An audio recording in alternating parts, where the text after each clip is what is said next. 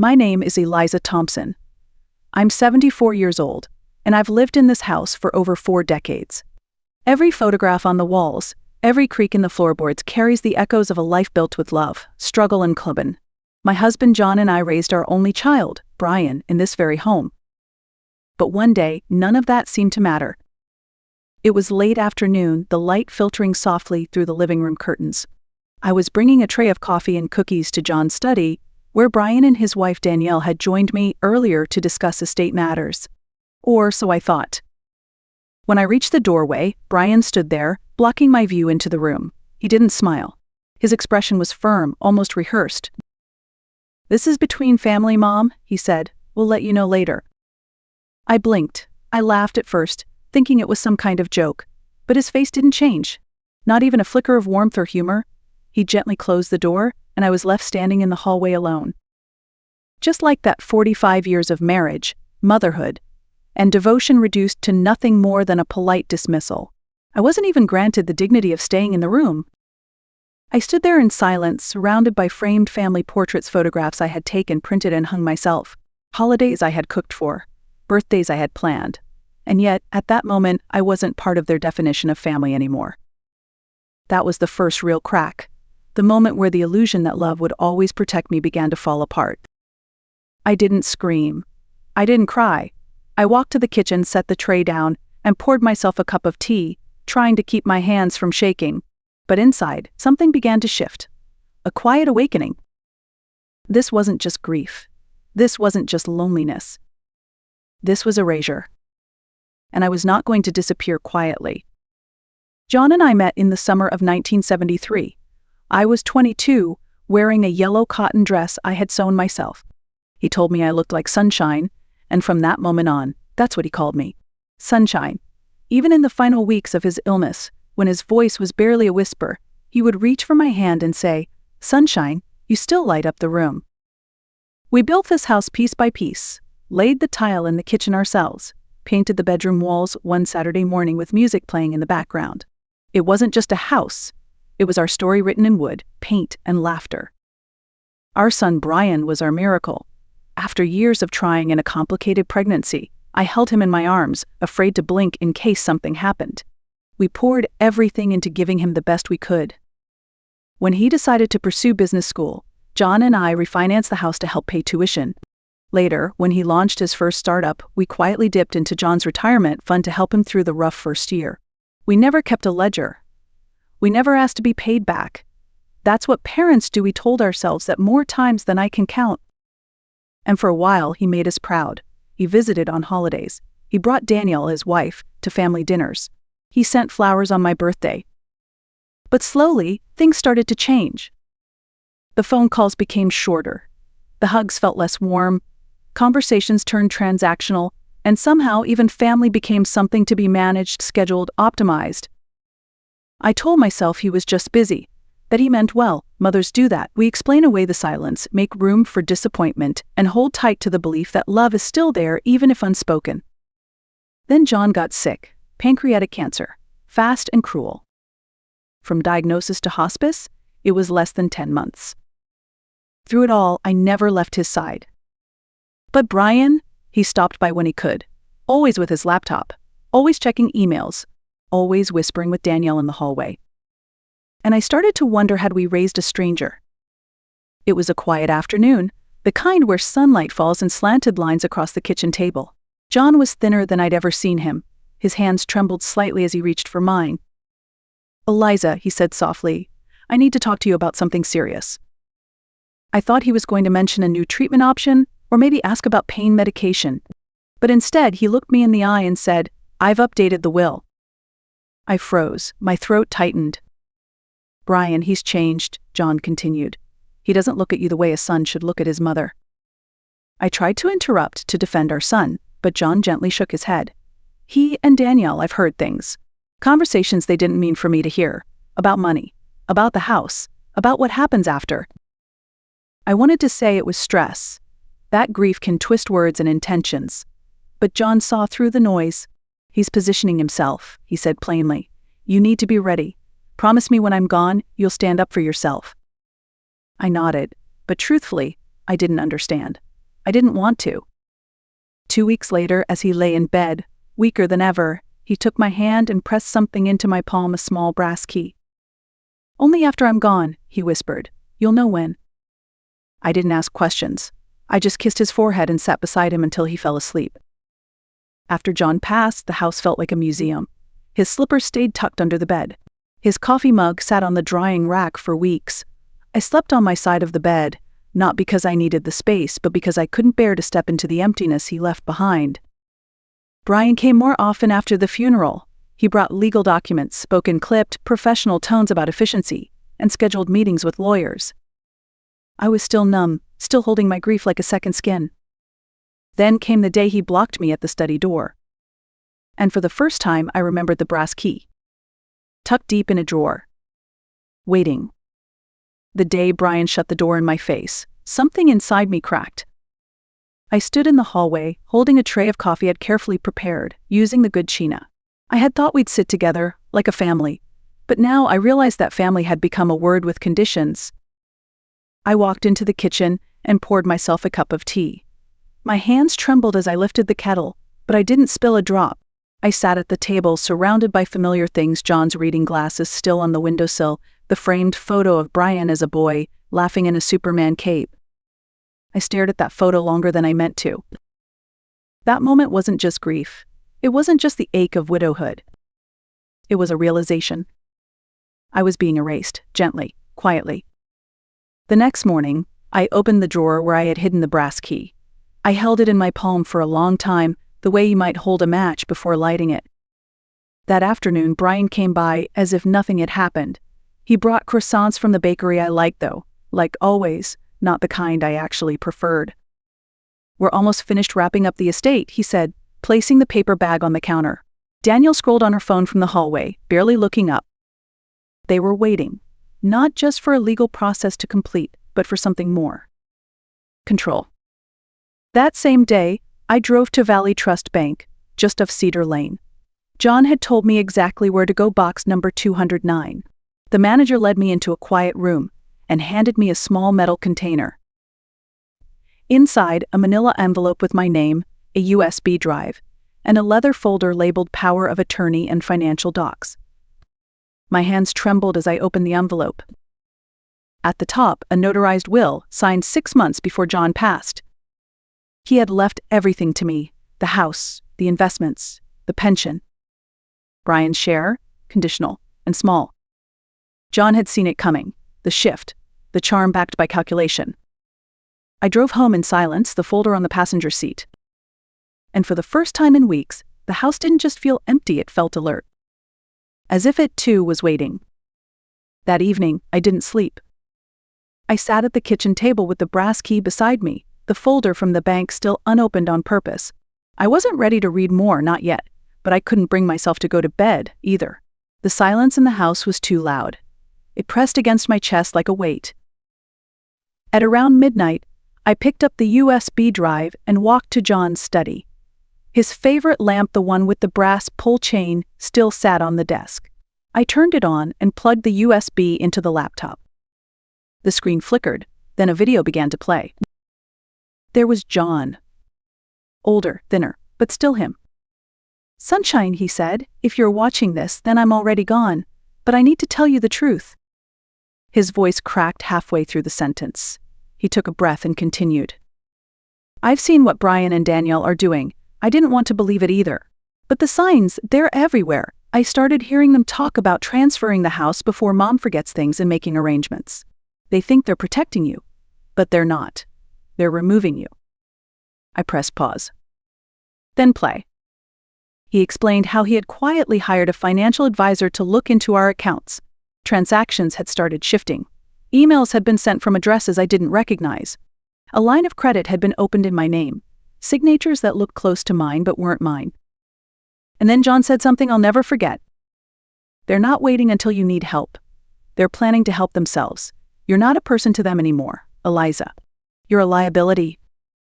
The video ended. I sat in the dim glow of the desk lamp, blinking at the still frame of John's face. I wanted to cry. I wanted to scream. But mostly I felt still. Cold, like my body had stepped out of time. The next day, the doorbell rang. I opened the door to find a real estate agent and a sharply dressed man in a blue blazer. "Hi, we're here for the showing," she chirped. "The agent said we could come a little early." I blinked. "Showing?" She looked confused. The man pulled out his phone. "West 134 Oak Ridge Lane. Your son Michael, sorry Brian," he said this was the right address. I closed the door without another word. I stood in my own foyer, the one John and I had painted together, and realized they were selling my house. Not later. Not someday. Now. And I hadn't even been told. Not even asked. To them, I was already gone. After the showing, I didn't yell. I didn't call Brian or Danielle. I didn't march into their offices or demand answers. Instead, I sat down at the kitchen table, the same place where John and I once planned vacations, balanced checkbooks, and dreamed up new flower beds for spring, and I began to listen, to watch, to wait. Things shifted quickly after that. Danielle stopped calling me Mom. She started using my full name Eliza like a polite stranger might. Brian no longer asked how I was sleeping, if I needed groceries, or how I felt. He only talked in numbers. Property taxes are rising. The market's hot, Mom, you'd get a great price. It's not sustainable for you to stay here alone. Every sentence sounded helpful. Every word was draped in concern. But the subtext was clear. You're not meant to stay. I started checking the mailbox twice a day, not because I was waiting for a birthday card or a package, but because I was afraid of what might arrive. 3 days later, it came. A letter from a lender I didn't recognize. A notice of non-payment on a personal line of credit in my name. I opened the envelope with trembling hands and stared at the balance. Tens of thousands. I went to the drawer where I had placed the documents from the bank and compared the signatures. They were close. Too close? But not mine. They had forged my name. Used my identity. Taken out loans against the roof over my head. And that was when something in me turned. I had spent my whole life being dependable, the one who said yes, the one who cooked, cleaned, consoled, who stood quietly in the background so others could shine. But not this time.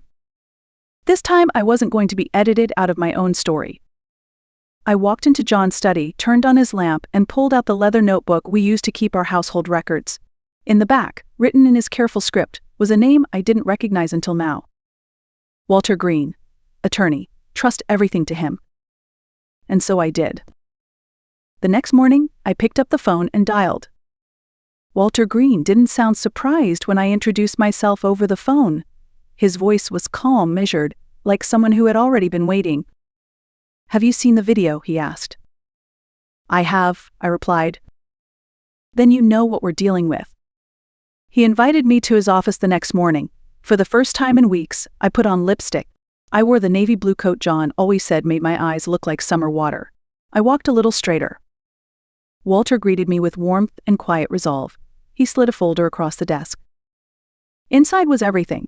A full copy of John's final will, a notarized medical evaluation showing he was of sound mind when he signed it, and pages handwritten in John's script detailing every suspicious financial move Brian had made in the last 18 months. There was a wire transfer of $20,000 made while John was in the ECU. There was an audio recording of Brian speaking with a financial planner. "We're looking to move my mom soon, consolidate her assets while she's still able to sign." And then, near the back of the folder, were photographs. Brian and Danielle sitting across from a woman I didn't recognize. In the next image, they were touring a senior living facility. Polite smiles, clipboards, checklists. They were choosing where to put me. Not with me. Not for me. Around me. I left Walter's office with the folder tucked in my bag like armor. That night, I didn't sleep out of fear. I slept out of clarity. They thought I wouldn't fight, that I'd sit quietly while they managed things. They forgot who raised them?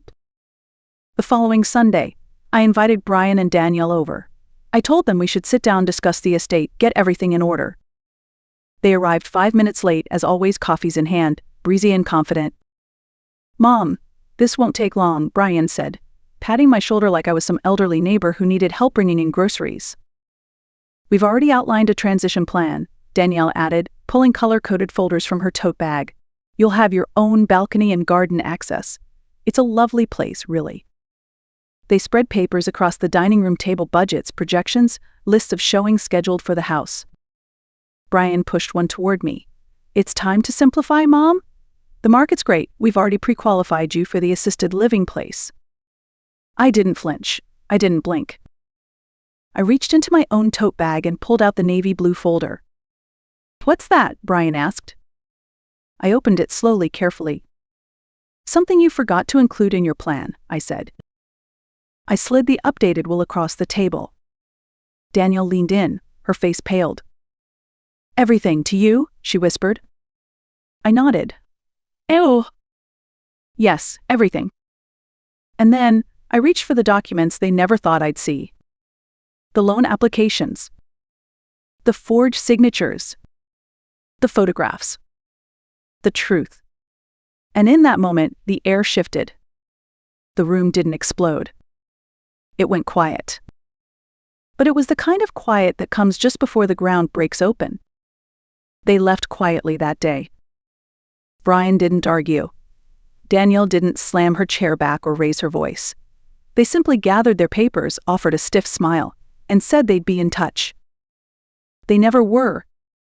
The silence they left behind felt heavier than any shouting match ever could, but it also felt freeing, like the air had cleared, like the house could breathe again. The next morning, I changed the locks. I transferred the utilities back into my name. I met with Walter again, and together we submitted all the necessary documents to probate court. The house was no longer just legally mine, it was symbolically mine again, too. I started cleaning out the closets, not out of necessity but out of choice. I shredded old paperwork, donated unused linens, opened windows that hadn't been opened in years. I took down the framed photos of Brian from the hallway, not out of anger, but to make room for something new. I kept one photo. It was from his 5th birthday. He had chocolate cake on his cheeks and was laughing at something John had said behind the camera. I placed it in the back of a drawer. Not as revenge, but as a reminder. People change. And sometimes they come back. But if they do, they'll have to meet me where I am now. Not where I used to be. I joined the community center's watercolor class on Tuesdays. I started walking each morning with no destination in mind. I learned how to cook for one, and for the first time in a long time I found peace in the quiet. It wasn't revenge. It wasn't triumph. It was something softer. It was mine. A few weeks later, I opened the mailbox and saw an envelope addressed in Brian's handwriting. Inside was a simple card. No apology, no excuses. Just one line, scribbled in his neat, familiar script. "If you're willing, I'd like to talk." I held it in my hands for a long time. I didn't rush to respond. I didn't toss it away, either. I tucked it into my journal, between pages filled with half-finished thoughts and watercolor sketches. I whispered, more to myself than anyone else maybe, but not on your terms. 6 months had passed since that Sunday morning, the day I took my life back without raising my voice. The house no longer felt haunted. It felt settled, rearranged in small ways. I moved the dining table closer to the window where the light hit best. I turned the study into a writing room. I transformed the guest bedroom once saved for Brian's visits into a space for sewing, reading, and being. The silence no longer hurt. It no longer echoed with abandonment. It felt like peace. One Sunday morning, the phone rang. I recognized the number before I picked up. "Hi, Mom," Brian said, his voice quieter than I remembered. "I just wanted to say I'm sorry. For everything. I know I don't deserve forgiveness, but I've started therapy. Daniel and I are separated." He paused. "I don't expect anything. I just thought you should know." I didn't rush to answer. Finally, I said, "I'm glad you're getting help. Would it be okay if I called again sometime?" I paused, then replied, "Yes, but not to talk about the past, only the present. If you want to know me now, you start here." He agreed. And then we hung up. No promises. Just a beginning. That evening, I stood at the kitchen sink, watching the wind move through the garden John and I planted together. The tulips were blooming early this year, red and gold, his favorite colors. I didn't cry. I didn't smile, either. I simply stood there, breathing in the quiet. A few weeks later, Robert stopped by John's best friend, our best man. He brought fresh croissants and didn't ask any questions. "You've made this place feel new again," he said, placing the box on the counter. "It still creaks in all the same places," I replied with a small laugh. He looked out toward the garden. "John would be proud of you." My throat tightened, but I nodded, not because I needed validation but because I believed it too. That spring, Robert helped me build raised garden beds. We painted the edges robin's egg blue. Neighbors stopped to ask what I was growing. I gave them herbs, flowers, and quiet smiles. Not everyone knew what had happened. Not everyone needed to. Because this wasn't a story about revenge.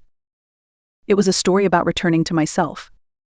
One afternoon, I sat down at John's old desk, now mine, and opened a document I'd been slowly writing. A memoir. Not for publishing, just for me. And maybe someday, for someone else who needed to know that strength doesn't always roar. Sometimes it just refuses to be erased.